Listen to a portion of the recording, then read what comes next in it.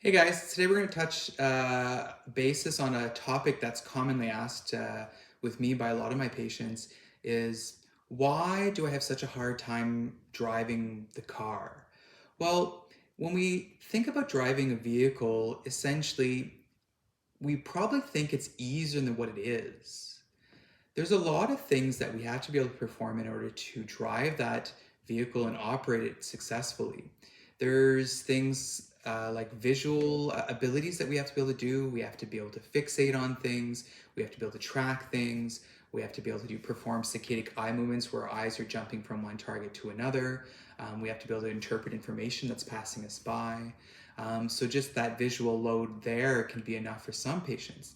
The other things to think about is that there is a vestibular component involved as well. So in our ears, we actually have these little utricular systems that kind of help kind of pick up that translational movement that we perform while we're in a vehicle. So if you're having vestibular problems where that translational movement is too much for you to handle, or maybe it's just the rotational aspect when you're kind of moving in the car and your head's unstable, that part could be the part that you're having issues with. Or when we look at this again, maybe it's your aspect of can you concentrate long enough to perform the task at hand? Are you able to interpret that information that needs to be done when you have other vehicles passing by and you have to make decisions on whether to put the gas, whether to push the brake, whether to turn? There's a lot of things to think about when it comes to driving in a vehicle. Even the vehicle itself has certain variables that some patients aren't able to handle. Most vehicles have a certain amount of vibration to them. There's vibration happening in the vehicle when you're sitting in there, and some patients aren't able to handle those vibration stimuli.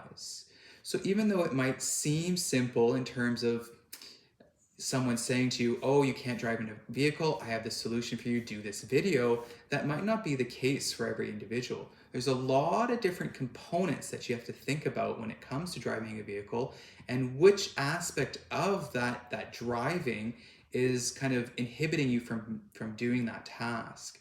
So that's why your evaluation is super important in terms of really scanning all of those different aspects of functionality to see which problem are you having and can that problem be worked on with simple exercises. Hopefully it can, and then the sooner you start exercising on those things, you might find that you build up a tolerance quite quickly to driving once whatever impairments you have been kind of corrected for. Okay, hopefully that answers some of your questions, but again, I know I didn't answer all of the things that can go wrong with your ability not to drive, but hopefully that gives you an idea on why it can be so complicated and so hard to do these things. Okay, I hope you guys enjoyed. If you liked the video, make sure to follow the page for more.